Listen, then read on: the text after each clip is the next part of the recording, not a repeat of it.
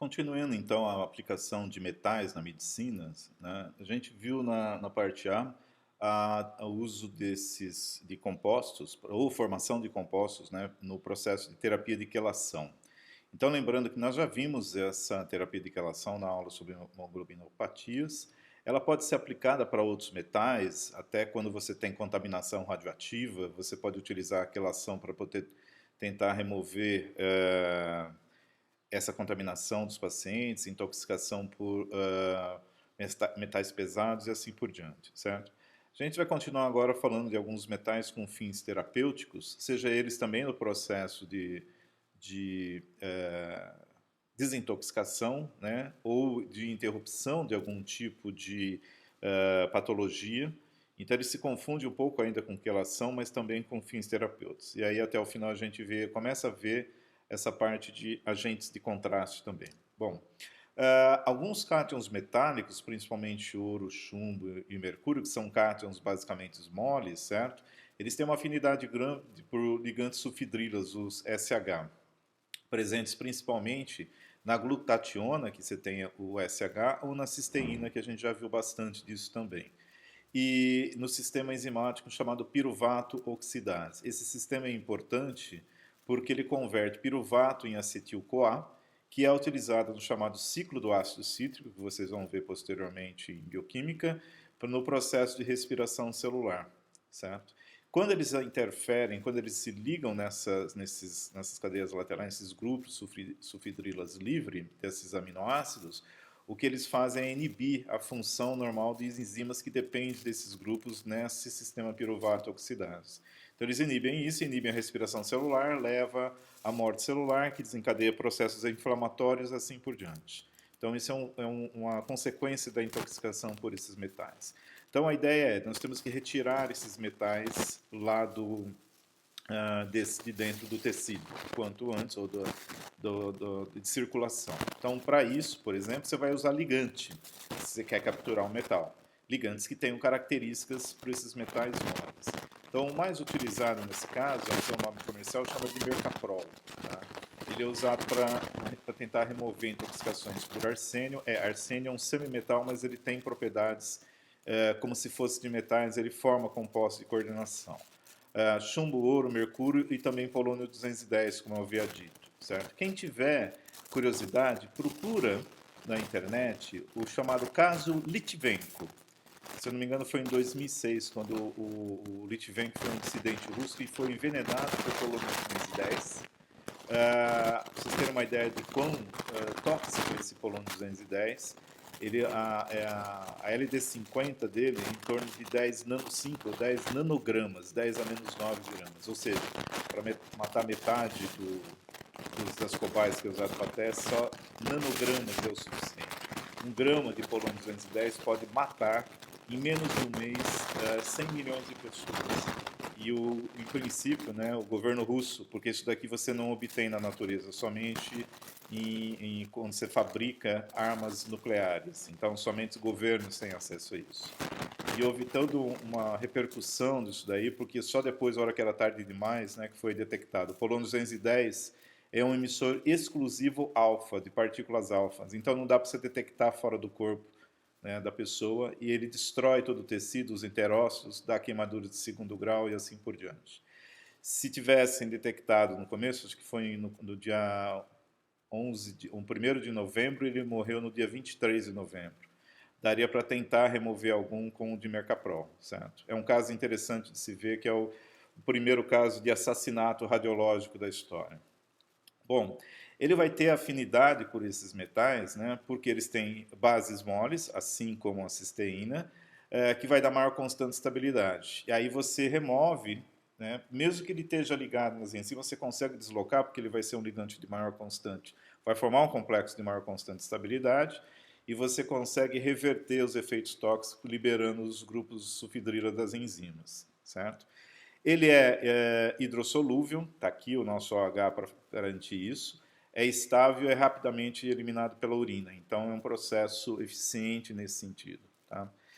E aí, por que o cátion vai ter maior afinidade pelo dimercaprol se os ligantes são os mesmos?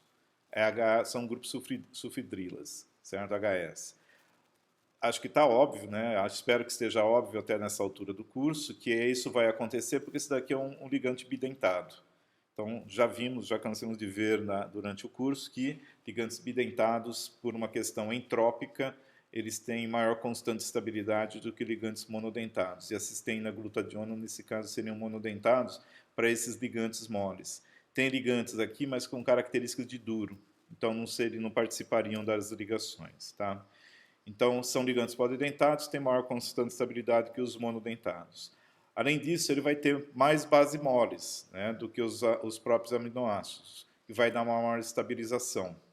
E, como eu disse, né, ligados a essa maior estabilização a cátions moles, como arsenio 3+, chumbo 2+, ouro 3+, que ele ainda assim é muito grande, mesmo tendo uma carga grande, ainda é mole, o mercúrio 2+, e o polônio 2+. Tá? Esse polônio pode ser o 210 ou o outro isótopo.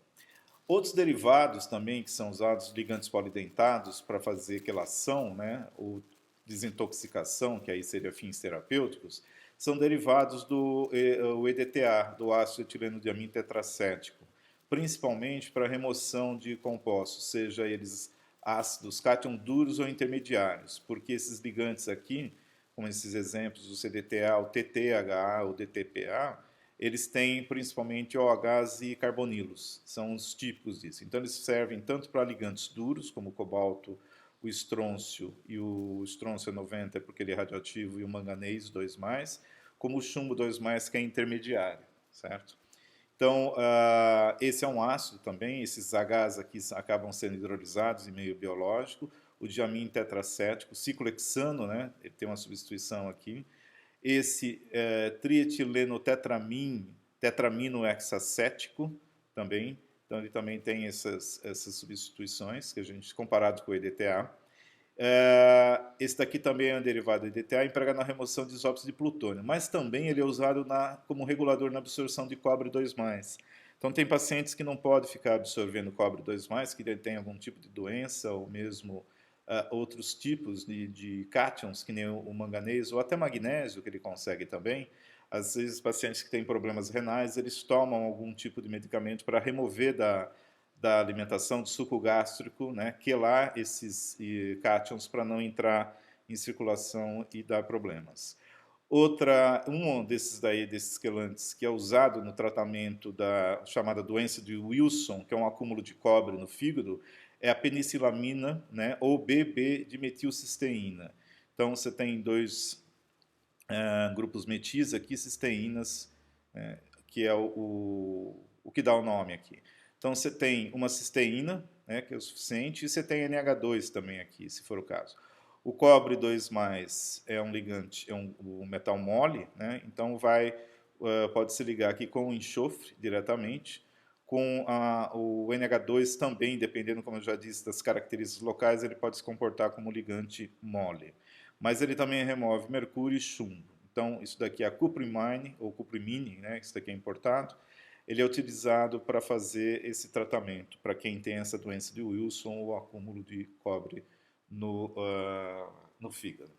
Especificamente, né, para fins terapêuticos exclusivamente, sem essa característica de quelantes, né, nós temos o grupo 2, os metais com fins terapêuticos. Eles podem ser tanto os metais, complexos metálicos, ou os ligantes propriamente dito, que também formam complexos metálicos dentro do organismo. Então, o que a gente já conheceu, já viu alguma parte, são para neoplasias, principalmente a cisplatina, que é o mais conhecido, mais utilizado, com remissão próxima de 100% para tumores ou neoplasias testiculares, principalmente as metastásicas, né, que causa metástase, metastásicas, se eu não me engano. Mas a cisplatina é um dos associados com doxirubicina e outras moléculas orgânicas, são os agentes quimioterápicos mais utilizados na maioria dos tipos de tumores. Tipo tumor ósseo, gastroesofágico, bexiga, ovário, cabeça, pescoço, pulmão, mama e vários outros. Então, provavelmente, se há um centro oncológico que você vai visitar um dia que você conhece, tem cisplatina lá dentro. Tá? O mecanismo a gente já viu alguma coisa. Você tem a difusão passiva ou ativa, não se sabe até hoje. Aí você tem a hidrólise, né, quebra das ligações com os cloretos, substituição por água, e ele pode tanto fazer a ligação com o DNA quanto o RNA. O principal alvo é o DNA para ativar a apoptose, porque o RNA você só vai interromper algumas síntese proteicas. Ele também ativa, ele age, tá, no DNA mitocondrial, que é o DNA materno lá. Ele tem um problema, que a gente vai falar de novo, né? Quando você tem excesso de aminoácidos com grupos SH, por exemplo, né? Glutationa e cisteína, são pessoas resistentes ao tratamento com cisplatina justamente porque ela acaba trocando os ligantes dela por aquilo lá, se ligando naqueles aminoácidos e não indo para o núcleo fazendo o papel que ela tem que fazer. Como eu citei lá na primeira parte, né, a cisplatina ela foi descoberta acidentalmente em 1965, quando o pesquisador, que nós vimos lá, ele estava fazendo uma pesquisa tentando entender se havia influência de campo elétrico, especificamente, no crescimento de micro-organismos. Como você tem um monte de moléculas polares e cátions metálicos e íons no sistema biológico, isso são cargas, como a gente já insistiu, já falou várias vezes, né? O organismo vê aquilo como cargas, propriamente dito. Então, se você puser cargas num campo elétrico, você acaba orientando essas cargas ou fazendo com que essas cargas migrem de um lado para o outro do campo elétrico, ou fiquem estáticas num campo elétrico. Então, a ideia era verificar se um campo elétrico de alta intensidade poderia influenciar, matar micro-organismos, por exemplo. Se fosse assim, você colocaria o paciente ou parte do órgão lá subir um campo elétrico, certo? De um jeito com o paciente isolado, isolado no sentido eletricamente falando, para aterrado, vamos dizer assim, e aí você poderia fazer eletroterapia nesse sentido. Então a ideia basicamente da pesquisa provavelmente era essa. Como que ele fez? Ele pegou um meio líquido, começou a cultivar E. coli, né, Escherichia coli, e tem que ter um meio nutricional para isso. Nesse meio nutricional tinha o cloreto de amônio. E ele utilizou eletrodos de platina para criar o campo elétrico lá dentro, 2 eletrodos de platina que ligam no polo positivo e negativo, porque a platina era inerte. Em princípio, ela não ia reagir. Platina, em princípio, é um metal nobre que tem resistência a não reagir ali. Só que ele esqueceu de dar uma olhadinha na série eletroquímica. E a platina reagiu com o cloreto de amônio. E com isso, certo? O que aconteceu foi que formou a cisplatina. E o resultado experimental que para ele foi interessante, que levou ele a procurar o que tinha acontecido em termos de formação do produto químico, é que as células continuavam a crescer em tamanho, né, mas elas pararam de se multiplicar. Ou seja, ela não matava a célula, impedia a replicação celular somente. Então, esse daí foi feito, ele relacionou, né, esse caso a esse complexo de cisplatina, que foi formado pela dissolução da platina na solução contendo cloreto de amônio. Não é bem a dissolução, mas é uma reação eletroquímica que acontece na superfície do eletrodo. A gente não precisa entrar em detalhes nesse ponto do curso. Tá? A partir daí, isso é 65, tem 55, 56 anos essa história, houve muito desenvolver nessa área, porque cisplatina ela é tóxica, ela é nefrotóxica, neurotóxica. Então, quem faz quimioterapia acaba atacando todas as células, ela não tem diferenciação entre as células. Então, a ideia sempre é tentar minimizar os efeitos colaterais e tentar diminuir a dose, aumentando a eficiência da cisplatina, né, no tipo de ligação que é mais favorável, que seria a ligação interfita, aquela uma que você tem uma ligação numa guanina de uma fita e numa guanina da outra, na adenina, como nós já vimos anteriormente no curso. Então, para isso, começou-se a pesquisar novos compostos, seja para diminuir o efeito colateral, seja para aumentar a toxicidade, diminuir a dose, certo? Ou mesmo para aumentar a probabilidade de você interromper o mecanismo de duplicação do DNA. Então,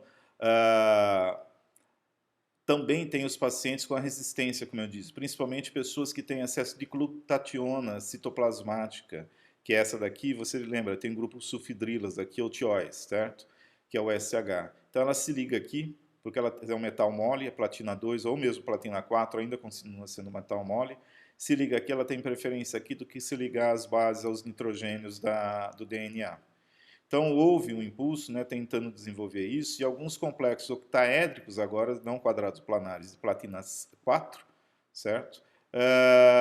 Foram feitos. A platina 4 é reduzida a platina 2 no citoplasma. Então, com isso, ela diminui, principalmente se ela conseguir penetrar no núcleo. Então, ela diminui a chance de inativação por glutationa.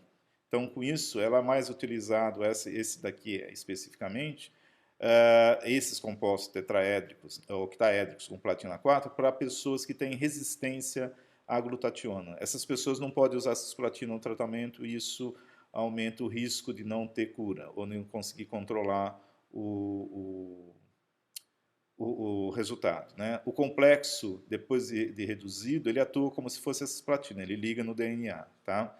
Então, veja que ligantes, certo, são importantes porque são essenciais na farmacocinética da molécula, ou seja, de como ela se comporta, que reações ela sofre dentro do citoplasma. Essa daqui já faz tempo que está em fase de testes clínicos, né? E elas tem algumas delas que já estão disponíveis no mercado.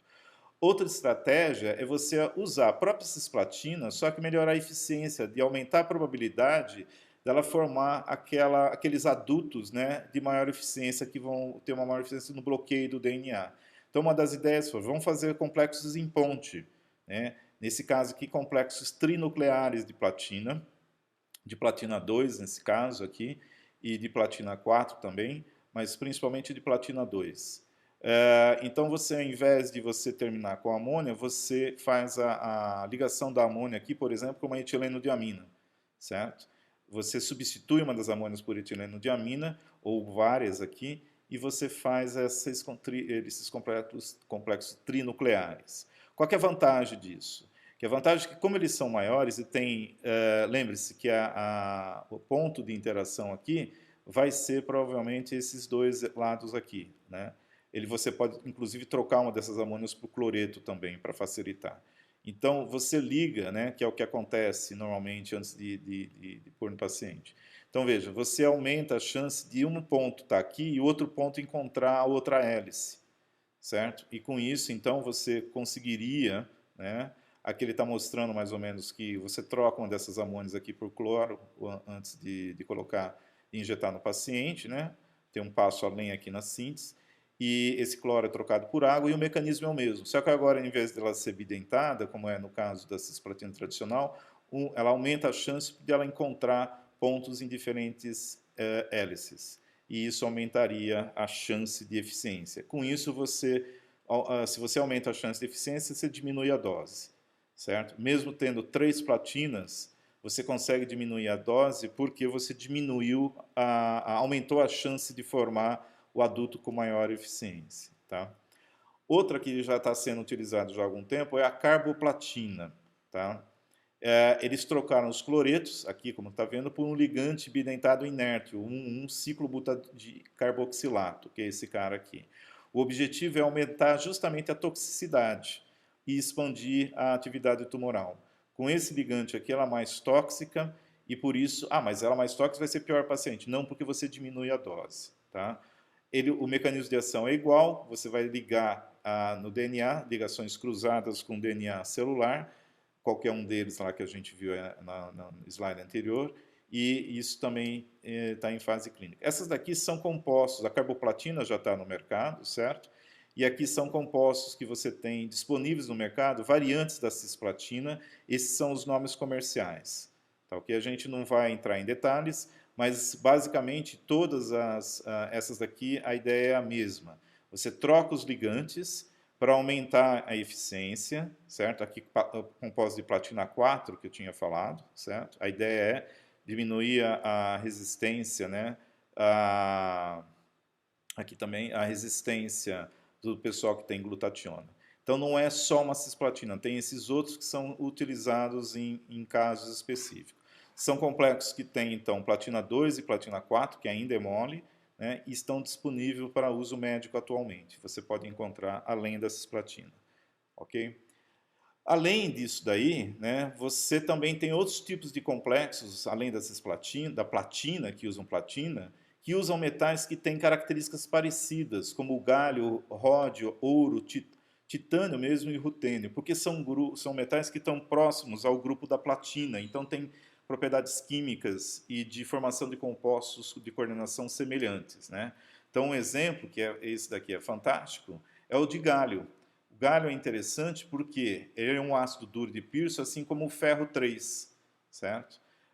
Então, a ideia é você substituir, a gente já falou do galho um tempo atrás aí nas aulas, substituir o ferro por galho, principalmente para aquele caso que nós vimos para dar galho para bactéria, né, sideróforo bacteriano, e ela não consegue diferenciar o ferro 3 e o ferro 2. Isso também é utilizado para antitumoral. Por quê? Sempre uma célula tumoral ela tem muito mais receptores de transferrina do que uma célula normal. Então, quando você disponibiliza uma substância dessa em circulação, essa célula tumoral absorve muito mais do que a célula normal. O efeito é o mesmo na célula normal e na tumoral. Ambas podem morrer, depende do tamanho, depende do tipo de tumor e assim por diante. Mas a ideia é que você mate o tumor antes do medicamento matar o paciente. Sempre é essa na quimioterapia, por isso que cada quimioterapia ela é personalizada e ela tem que ser, normalmente é conjunta com rádio e com químio. Alguns tumores não respondem à rádio, então tem que ser puramente químico. Mas a ideia aqui é você tentar também, do mesmo jeito que foi feito com as bactérias, de certo modo enganar, né, entre aspas, aí, o metabolismo, trocando o ferro por galho, e você pode fazer isso porque eles têm raios iônicos semelhantes. O ferro é 0,67 angstroms e o galho 0,62. Ambos são 3+. Então, como a maioria, como eu disse, ele não enxerga o galho, ele enxerga a carga 3+, e com um raio semelhante.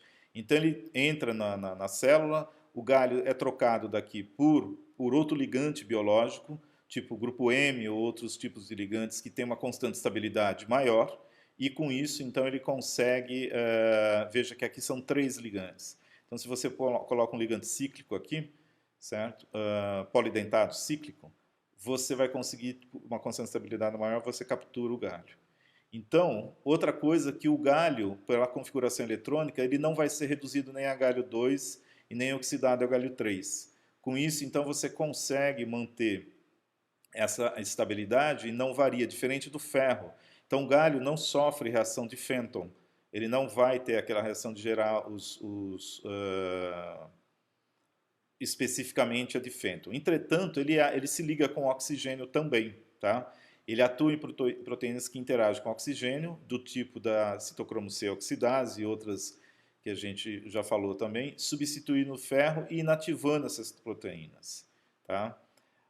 O alvo específico é a ribonucleotido redutase, enzimas que contêm ferro 3, justamente porque, como o nome diz, a ideia aqui é você usar o ferro, a função do ferro aqui é ser aceptor e fornecedor de elétrons, sofrer reação de oxirredução.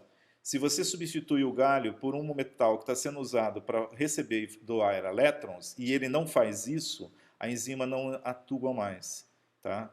E ela participa na síntese de bases nitrogenadas. Se você inibe essa enzima ou inutiliza ela, você não tem síntese de DNA, você não consegue fazer a replicação das células tumorais.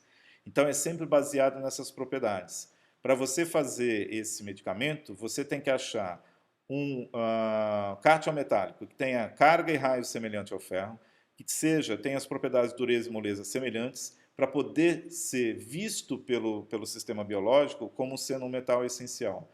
Mas, diferente daquele metal, então, que no caso aqui é o ferro 3, ele não oxida e não reduz. E é essa a ideia que foi utilizada. Então, veja, uma propriedade específica do galho que ele tem, certo? Que pode ser utilizado para tratar tumores. Ok? Outro que também é interessante são complexos de rutênio.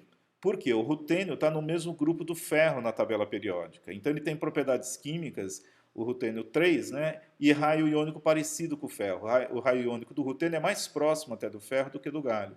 É 0,67 do ferro, enquanto que do rutênio é 0,68 angstroms, certo? Eles estão no grupo 8 da tabela periódica. O rutênio está logo abaixo do ferro. Então, tem uma outra coisa. O rutênio, diferente do ferro, por uma característica que a gente não sabe, ele tem uma absorção nos tecidos tumorais com níveis maiores que aqueles de tecidos normais. E isso chega a ser 5 vezes mais. Né? Provavelmente é a transferrina que faz o transporte justamente pela similaridade. Como a gente falou lá sobre o problema do alumínio, ter raio iônico e carga parecida com o ferro. A apotransferrina, né, que ela é descarregada, se ela encontrar rutênio pelo caminho, ela captura e leva ela para dentro. Apesar dele estar no mesmo grupo, ele tem uma diferença de propriedade química, e assim como o galho, da onde que ele foi absorvido, certo? Ele não vai fazer a mesma função do caso do ferro, 3+. A transporte provavelmente é via transferrina, como foi dado, né? E como todo caso de neoplasia, sempre a célula neoplásica ela tem um metabolismo que necessita muito mais, de tudo muito mais, inclusive de oxigênio, do que a célula saudável. Então, a base da quimioterapia é que a absorção desse medicamento, dessas moléculas, elas vão ser maiores na célula tumoral do que na célula saudável. E com isso, você não mata tanto a célula saudável quanto mataria do tumor, mas sempre naquela borda, né, ou naquela fronteira entre até onde você consegue fazer esse tratamento. Então, exemplos de compostos de rutênio, né? O triamim triclororutênio. Então, a ideia é que ele seja transportado pela transferrina. Isso daqui são ligantes monodentados facilmente hidrolisáveis, né? Eles são compostos lábeis, e qualquer ligante, mesmo um bidentado de uma proteína, você consegue substituir qualquer uma que tenha grupos duros, obviamente, nesse caso, você consegue remover esses ligantes e substituir o rutênio interfere no processo. Tá? A outra ideia é você colocar um composto de rutênio desse tipo aqui, né, onde você tem um ligante DMSO e um ligante imidazol, lembra o nitrogênio imidazol aqui, com 4 cloretos, e aí esse composto aqui, ele é rutênio 3, tá legal? Só que em vivo, por causa do jeito que ele é liberado, ele pode ser reduzido a rutênio 2, e ele sofre um processo similar à reação de Fenton, tá? Gerando espécies reativas in situ. Então a ideia é criar dentro, como de novo, dentro de célula neoplásica, você tem um metabolismo muito mais acelerado e absorve muito mais disso. Então você evita... mas o ferro também estaria isso lá. Sim, mas como o rutênio não tem as mesmas propriedades do ferro, ele acaba ficando mais livre dentro do citoplasma, porque ele acaba não se encaixando dentro daquelas moléculas que ele teria que fazer a função, ou aquelas moléculas ficam inativas e o rutênio é reduzido e acaba entrando no processo de formação das espécies reativas de oxigênio. A gente não vai entrar nos mecanismos aqui, né? Mas é basicamente isso. É como se fosse parecido com a reação de Fenton. Tá? Esse também é interessante, que é um complexo que você tem um cloreto, uma etileno-diamina e um bisfenil aqui. A ideia desse complexo de rutênio é ter um mecanismo semelhante à cisplatina. Então, quando ele se liga o DNA, certo? Pelo cloreto aqui, os nitrogênios da etileno-diamina vão fazer também ligação de hidrogênio com os NH2 das guaninas, com os hidrogênios das guaninas. Do mesmo jeito que a cisplatina faz lá. Então, com isso, aumenta a estabilidade. E a ideia desse bisfenil aqui é que, do mesmo jeito que nós vimos lá, que trava o DNA, esse bisfenil ele é hidrofóbico.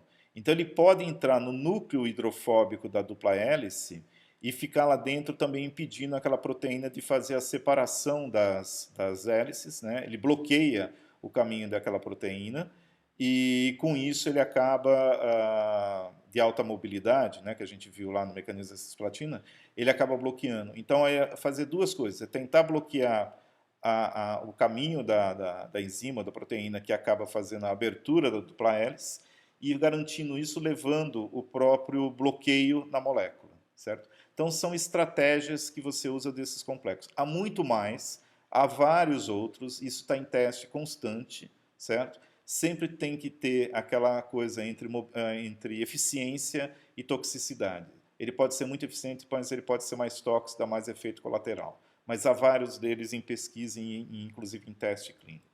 A outra ideia, ao invés de você formar o complexo no laboratório e dar para o paciente o complexo, você dá para o paciente o ligante e o próprio metabolismo forma o complexo. É o caso da bleomicina, certo? Que é uma classe de drogas, são várias, né?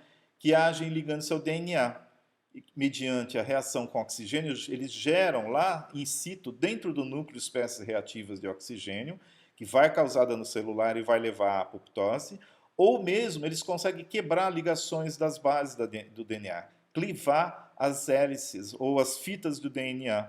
Ele quebra o DNA e com isso, né, se as quebras forem numerosas, não dá para ter reparo e há também a célula entre apoptose. É um ligante, basicamente, tá? Aqui está representado as regiões, né, de onde se ligam os cátions metálicos, são esses nitrogênios que fazem a ligação. A molécula está aberta, mas na verdade depois ela tem uma estrutura 3D.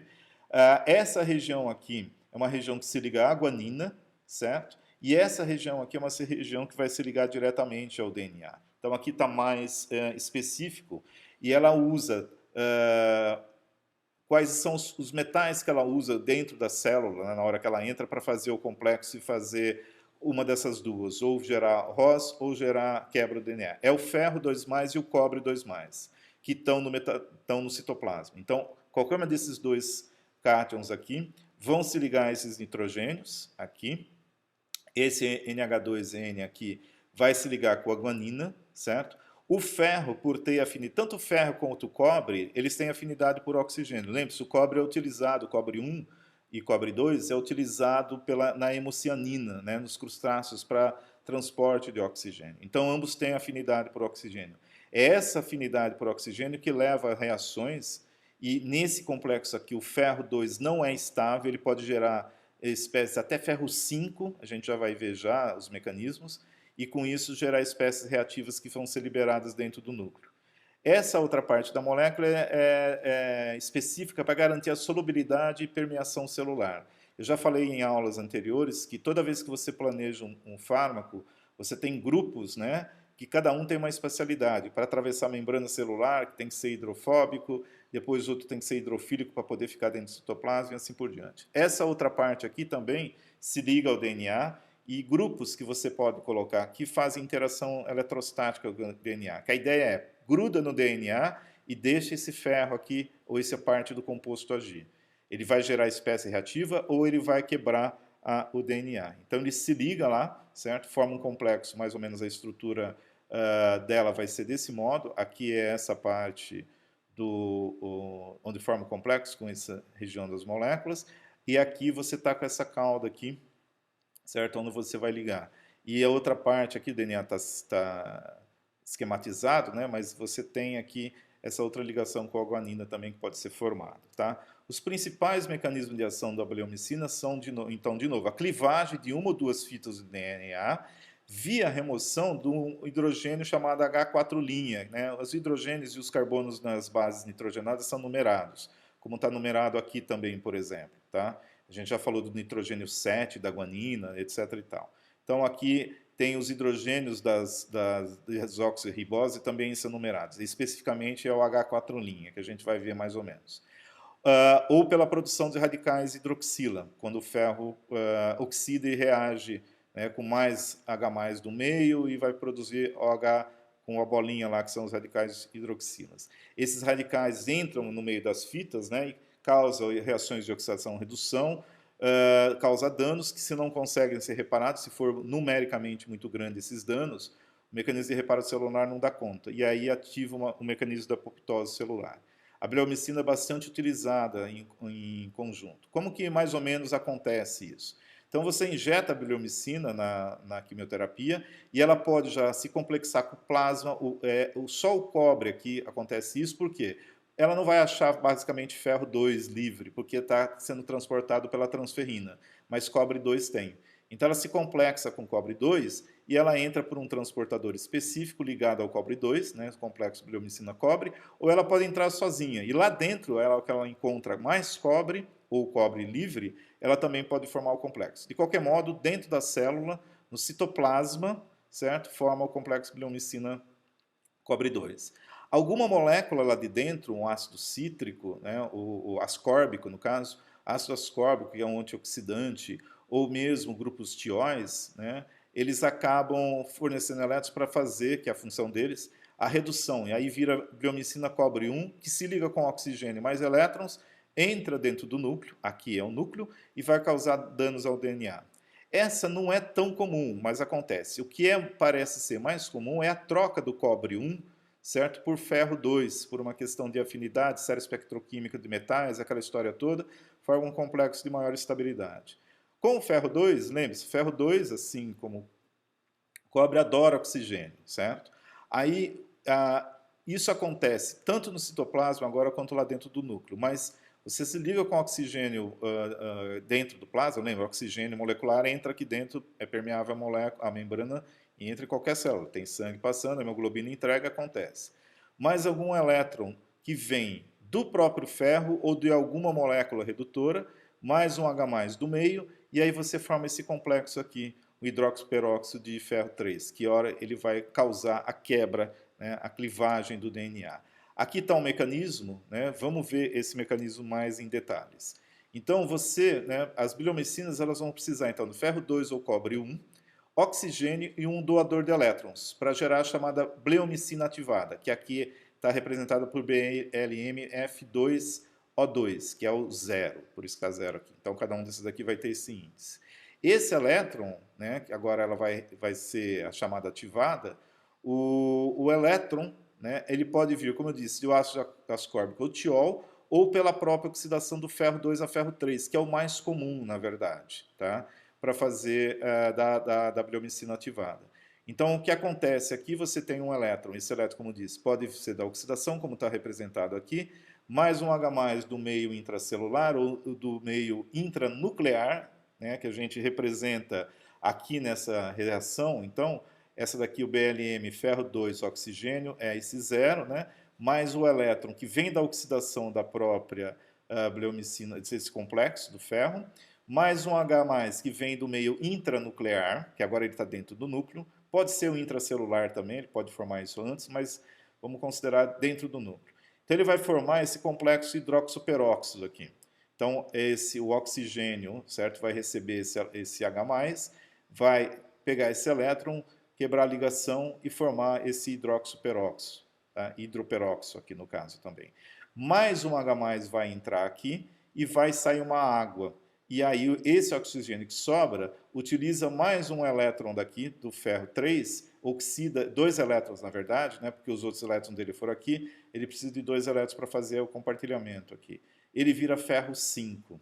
Tá? Então, no passo 1 você formou isso, liberou uma água, no passo 2 você forma esse complexo com ferro 5. Lembra da história? Para que servem cátions metálicos em sistemas biológicos? Eles servem tanto, né, para dar carga, quanto para ser reservatório. Aqui a gente está explorando isso. Então perceba o que é fantástico da bleomicina, que você coloca o ligante, e com o ligante você forma um complexo que acaba tendo todas essas reações dentro do citoplasma ou do núcleo, né, do citoplasma nuclear. Então, aqui, esse complexo aqui, ele está em equilíbrio em termos de estado de oxidação, que você pode estar, esse formato aqui, você tira, você devolve o elétron para cá, então ele está em equilíbrio com ferro 5, ferro 4, qualquer um dos dois. Quando ele está nesse formato, ele está como um formato de espécie reativa, com esse oxigênio, certo? Chamado oxigênio, se não me engano, singleto, um oxigênio reativo, uma espécie reativa de oxigênio. Isso é o complexo inteiro. Aqui a gente só está representando parte da bleomicina, mas é o complexo inteiro. É esse complexo que se liga no DNA, certo? E aqui está representado a molécula DNA, a gente não está fazendo as ligações aqui, mas veja, é esse hidrogênio aqui que é o hidrogênio 4', certo? Que vai sofrer, vai ser retirado daqui, vai ser oxidado daqui.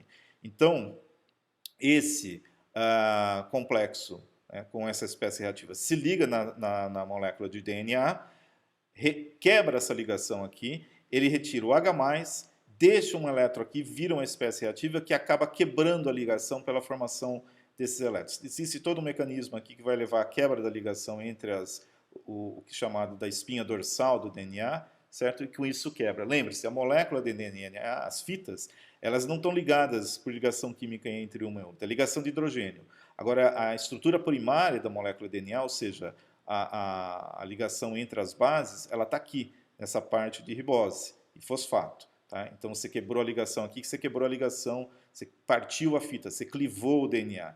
E isso pode acontecer em múltiplos pontos nas ambas as fitas, tá? Porque você vai colocar uma quantidade grande aqui de bleomicina. Então você forma esse complexo que ele é chamado ferrila, tá? Quando é ferro 4 com oxigênio reativo. E aí você pega mais esse H+, e esse H+, ele veio justamente aqui no 3, ele veio do H+ da desoxirribose. e aí você forma esse outro complexo, que é a hidroxiferrila aqui de ferro, que esse complexo, com mais hidrogênio intracelular, vai formar água, né? Esse H aqui vai formar isso, e ele devolveu um elétron, virou ferro 3. Então, nesse processo daqui para cá, ele roubou esse hidrogênio, causou a clivagem da ligação do DNA e formou o complexo com ferro 3. Esse complexo ferro 3, o 5 aqui, ele pode ser refeito, certo? Ele é reformado ou regenerado via sistema enzimático que depende de NADH, que depois vira NAD+, certo? Perde o H+, o elétron é utilizado para reduzir a ferro 2. Quando ele faz isso, ele volta a esse estado aqui. Se liga com oxigênio e volta a ser a bleomicina ativada. E o ciclo se repete. Então, ele vira um processo cíclico, que uma molécula só de bleomicina acaba atacando várias vezes, vários pontos do DNA. Porque uma vez que volta aqui, ele pega outro pedaço do DNA que se liga lá com a guanina, quebra novamente e assim por diante, certo? Então, isso é importante. Por quê? Certo? Porque esses ciclos redox, né, aumenta a atividade da bleomicina, porque você vai ter baixa taxa de concentração intracelular nas células tumorais. Não tem uma alta taxa, você não precisa dar muito, e também ela não consegue entrar muito porque ela é pouco lipofílica. Tá? Ela tem baixa lipofilicidade. Apesar de ter aquele grupo lipofílico lá, ela tem baixa lipofilicidade. Então, é interessante porque mesmo uma quantidade, uma concentração baixa, se ela entra nesse ciclo redox, ela garante a eficiência. Há uma rota alternativa, que é a rota da formação do radical hidroxila, certo? Que é essa daqui. Então, o próprio complexo hidroperóxido, quando ele é formado aqui, pode acontecer de ter uma autooxidação do ferro aqui, veja, aqui foi para ferro 5. Ao invés de ir para ferro 5, ele libera o OH com um elétron a mais, hidroxila, e vira ferro 4, formando o complexo com o oxigênio aqui. Então, esse hidroxila aqui que vai atacar o DNA, certo? E vai causar quebra do DNA ou oxidação de alguma base, alguma coisa que vai ser detectada como um problema. Muitos problemas não dá conserto, entra em apoptose. Ambos os fatos entram em apoptose, certo? Esses dois mecanismos não competem, mas ocorrem simultaneamente. Essa é uma proposta. Ninguém tem. Esse daqui foi detectado já. Essas espécies foram detectadas experimentalmente. Esse daqui mais ou menos. Então, ele sabe que provavelmente são esses mecanismos aqui, tá? A bleomicina, ela vai ser lentamente absorvida, por isso que a concentração é baixa, e depois, né, ela vai ser inativada por grupo de enzimas chamado aminohidrolases, que é encontrado tanto em células normais quanto em células tumorais, tá? Níveis mais baixos dessas hidrolases você encontra em células da pele e dos pulmões, que justamente os tipos de tumores que tem como alvo de tratamento ou de quimioterapia utilizar a bleomicina, certo? Então, se tiver tumor de pele, né, ou de pulmões, provavelmente vai ser utilizado bleomicina, e esse que é uma ideia. Então, perceba que é um ligante que forma um complexo lá dentro que tem todo esse mecanismo, tá ok? Então, isso pode ser pensado também desse jeito. Uma outra aplicação, né, de metais na medicina é no tratamento de artrite reumatoide ou de osteoartrite. Tá? São doenças inflamatórias crônicas que você vai afetar tecidos ao redor das articulações. A artrite reumatoide, você tem a membrana sinovial que envolve, né, a articulação, que mantém o líquido sinovial, que dá lubricidade e tem outras funções além disso lá dentro, intacto ou isolado lá dentro da articulação, mantendo especificamente retido na articulação, para não extravasar. Então, o que acontece? Você tem essa membrana, né, sinovial, ela inflama e incha. Então, você tem problemas também de enfraquecimento ósseo, uma doença que pode ser autoimune, certo? O teu próprio sistema imune pode causar isso, e você tem sempre dores de maneira igual. Já a osteoartrite, você vai desgastando a cartilagem e um osso acaba entrando em contato com o outro. Basicamente é isso, tá? Então, você tem perda das cartilagens, os ossos encostam no outro, e ela pode ser assimétrica também. Sintomas da artrite reumatoide. Você sempre vai ter dor, né, por causa do processo inflamatório, endurecimento, por causa do inchaço, rigidez matutina que dure mais de 30 minutos. A osteoartrite também, dor, endurecimento durante os movimentos, porque é osso com osso agora, e também a mesma rigidez, tá? A artrite reumatoide, ela pode ser, como ela pode ser autoimune, ela vai acontecer em basicamente quase todas as articulações marcadas aqui de vermelho. A osteoartrite, ela pode ser localizada, ela não é autoimune. Em ambos os casos, certo? Você tem processos inflamatórios que você pode usar metais ou compostos de coordenação para tentar fazer o tratamento. A inflamação é atribuída, no caso aqui, principalmente da artrite reumatoide, à ação de enzimas hidrolíticas e que hidrolisam, né, a parte tanto do líquido sinovial quanto das cartilagens, dos lisossomos do complexo de Golgi. O mecanismo não é totalmente compreendido, mas os resultados dos experimentos mostram que provavelmente é por causa da ação de enzimas hidrolíticas. Aqui tem algumas imagens, né, do processo de artrite reumatoide e de osteoartrite, aqui o desgaste, né? Artrite reumatoide com essa deformação das articulações, tá? É uma doença também que pode acontecer com o envelhecimento, tá? Dois compostos que são utilizados são à base de ouro. Por quê? Ouro, especificamente, acumula justamente nos lisossomos e acredita que ele inibe a ação dessas enzimas hidrolíticas, se ligando a elas. Dois compostos, uma miocrisina, que é o orotimalato de ouro, né, que quem vende a Sanofi vende, e o solganal, que é o mais utilizado, que é a orotioglicose de sódio. Essa daqui utiliza canais de glicose para se entrar nas células, inclusive.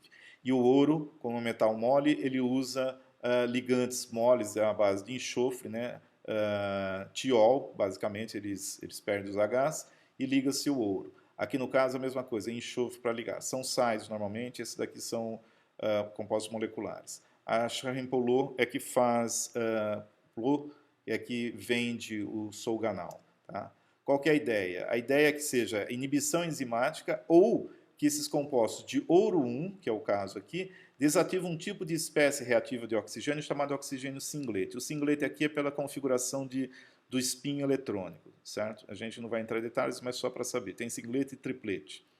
Eles são formados a partir da oxidação de íons superóxidos, O2-. E aí você causa apoptose celular e ativa o processo inflamatório. Então, quando você desativa essas espécies com o ouro 1+, certo? Você diminui, ele pode ser reduzido, oxidado ao ouro+, né? Esse elétron sai de lá, você desativa esse oxigênio singlete e com isso você reduz o processo inflamatório. Então, é tratamento de sintomas, tá legal?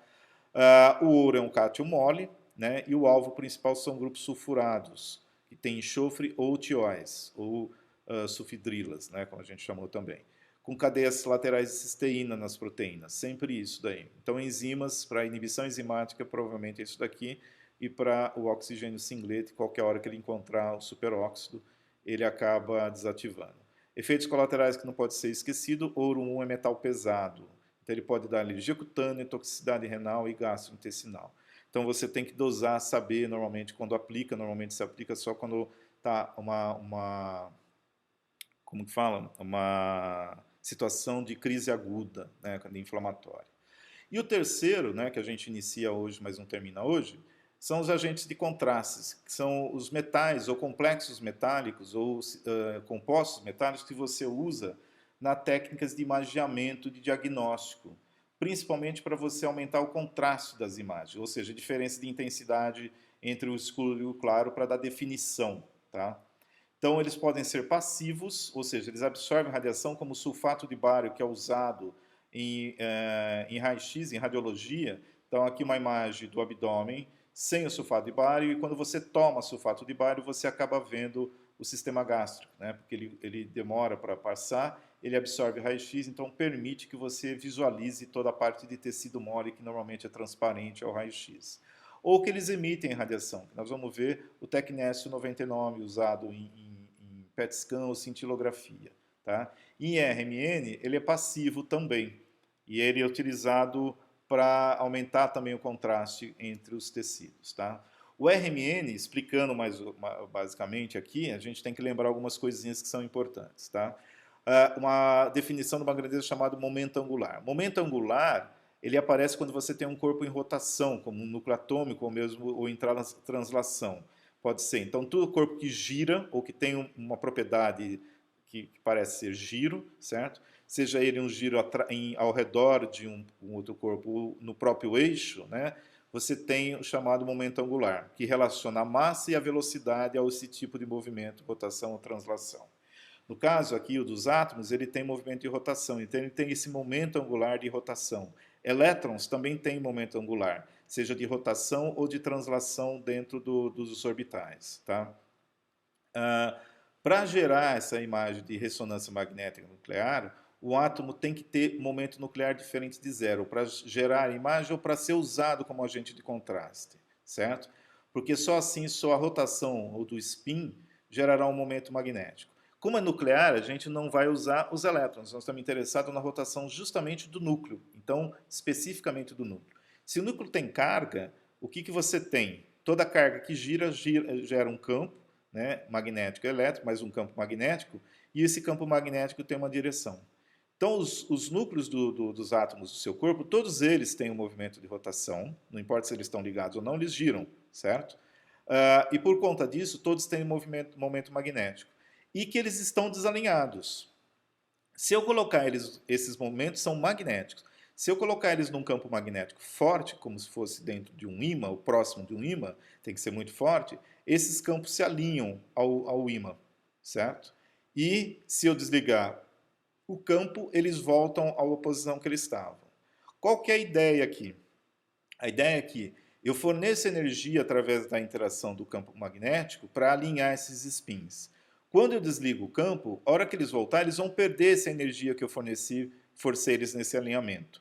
Essa energia, a hora que eles perdem, sai na forma de onda eletromagnética, certo? Eles emitem radiofrequência, e é essa radiofrequência que o equipamento de RMN detecta.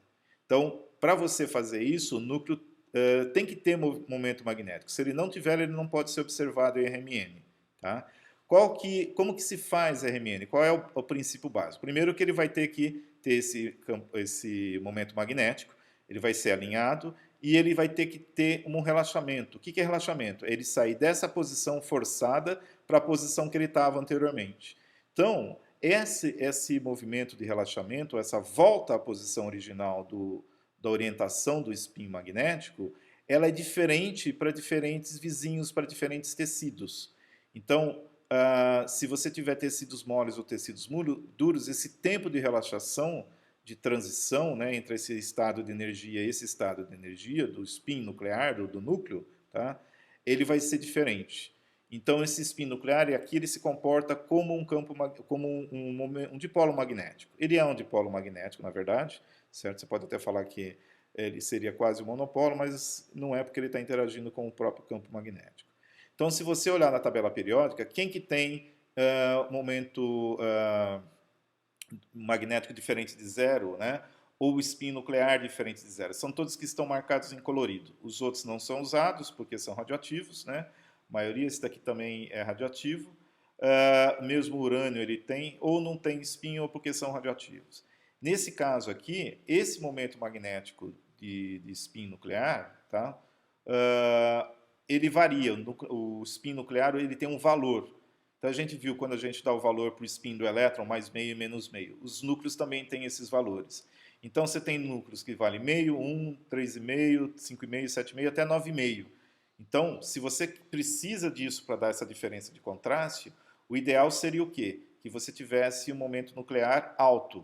Então eu vou usar criptônio, germânio, bismuto, nióbio, lítio. O problema é que se você usar isso, você não tem esses elementos no corpo inteiro e você não vai injetar na pessoa. Então você tem que escolher aquele elemento que tem maior abundância no corpo para poder fazer a imagem. E no caso você utiliza o hidrogênio, porque se você tem 70% do seu corpo de água, não se esqueça que cada água tem 2 hidrogênios, certo? Então, de certo modo, você tem, para cada molécula de água que você tem 2 hidrogênios. Fora isso, todos os hidrogênios de todo o resto das proteínas e tudo mais. Então, o hidrogênio é o átomo que é utilizado para você visualizar ou fazer ressonância magnética nuclear. Tá legal? Então,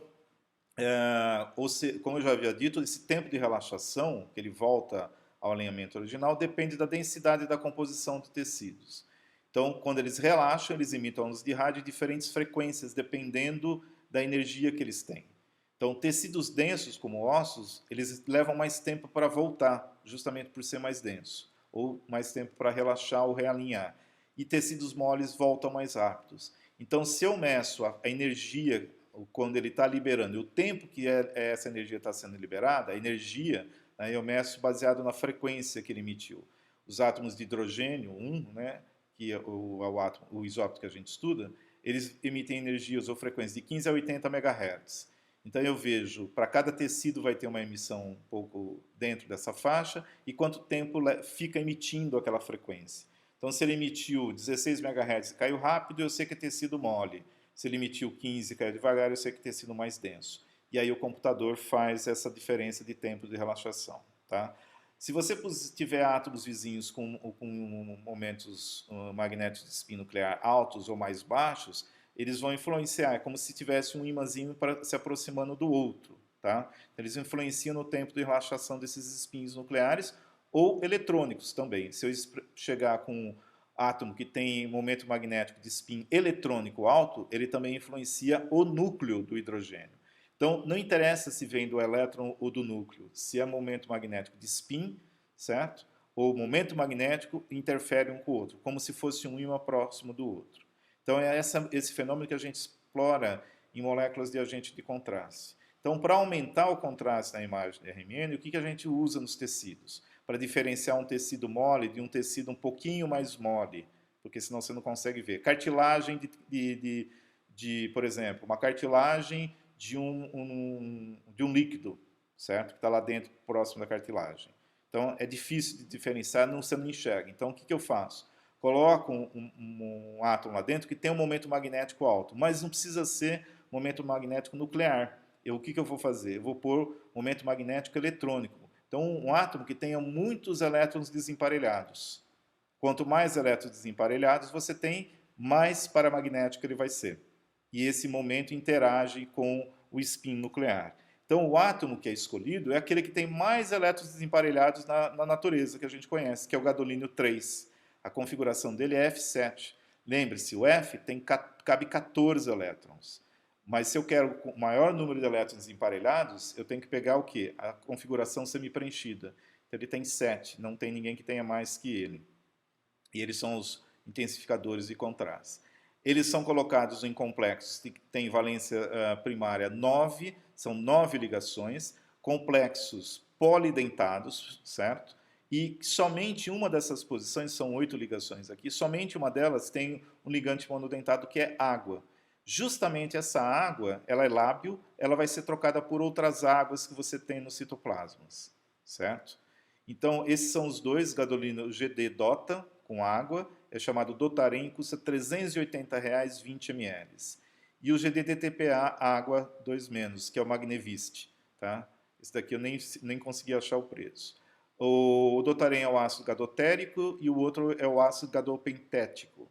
São dois exemplos de gadolínio poliamino carboxilatos. Né? São ligantes carboxilatos que mantêm. Gadolínio ele é um metal duro, então tem que ter ligantes duros. Tá? O problema é que gadolínio é hepatotóxico e também pode causar o chamado dermopatia fibrosante nefrogênica, que é uma esclerodermia sistêmica, né, que afeta pessoas que sofrem de insuficiência renal e pode ser fatal. Por isso que quando você vai fazer ressonância magnética nuclear, se você nunca fez, pergunte a quem fez, você tem que assinar um termo de responsabilidade, que eles vão injetar isso em você, mas eles não se responsabilizam se tiver reação.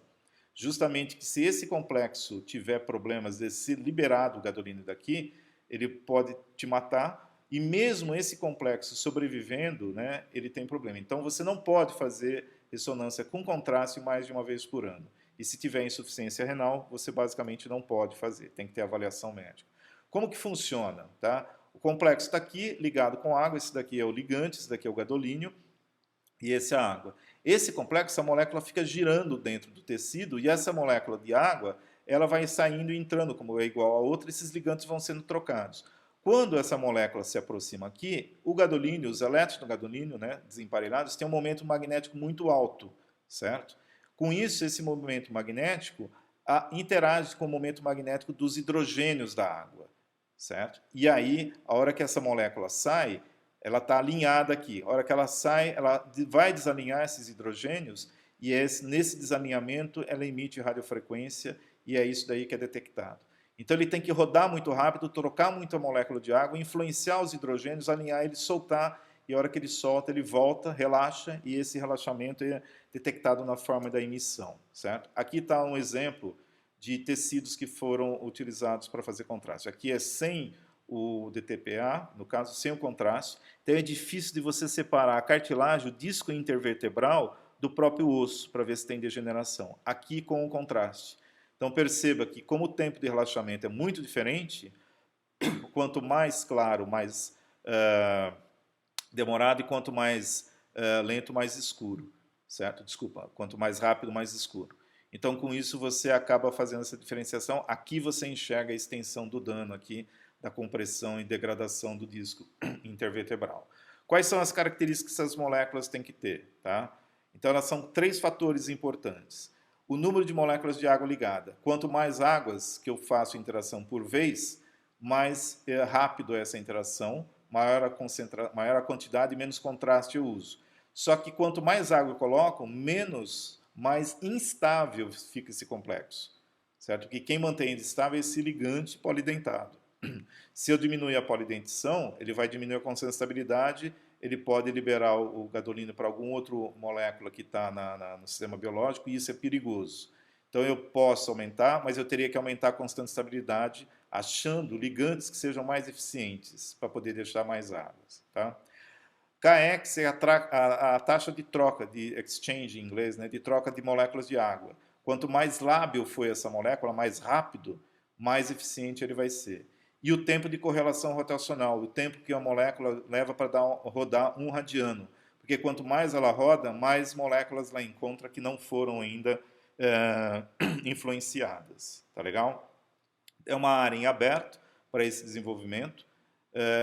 Ainda é crítica, que ainda tem problemas, muita gente é alérgica a isso, tem todo esse problema de toxicidade, e está aberto para desenvolvimento.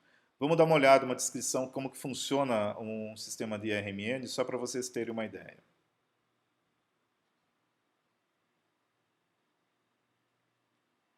Quando alguém sofre de um mal interno que não pode ser detectado por um método tradicional, um exame de ressonância magnética poderá ser necessário. Quando um exame de ressonância magnética é administrado, o paciente deita em uma plataforma retrátil que entra no centro da máquina. Após entrar na máquina, o paciente é escaneado por várias bobinas magnéticas que emitem pulsos de radiofrequência na região específica a ser examinada. Isso cria um campo magnético que passa pelo centro do tubo.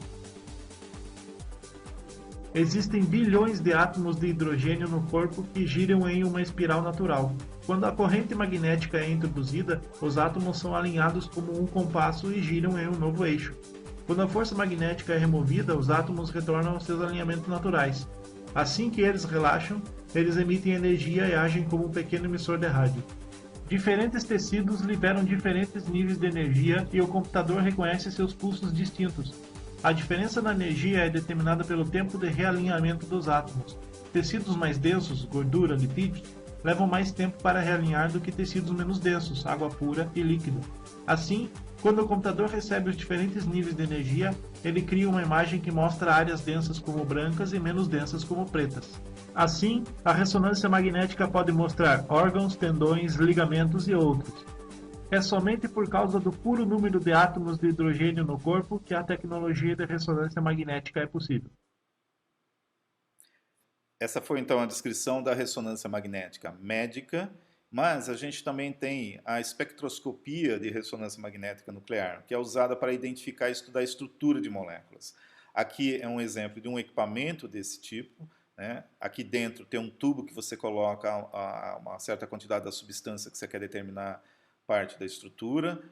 Aqui é um equipamento desse aberto para ver lá dentro como que é. Tem um magneto, tem que ser colocado hélio líquido e nitrogênio líquido, porque são supercondutores para gerar o campo magnético necessário para fazer o alinhamento, né? Os equipamentos de ressonância magnética também precisam de hélio e nitrogênio líquido. São caros porque tem supercomputadores para poder fazer. Esse aqui não, mas o médico tem. Por isso que custa em torno de 3 milhões de reais, dependendo do modelo.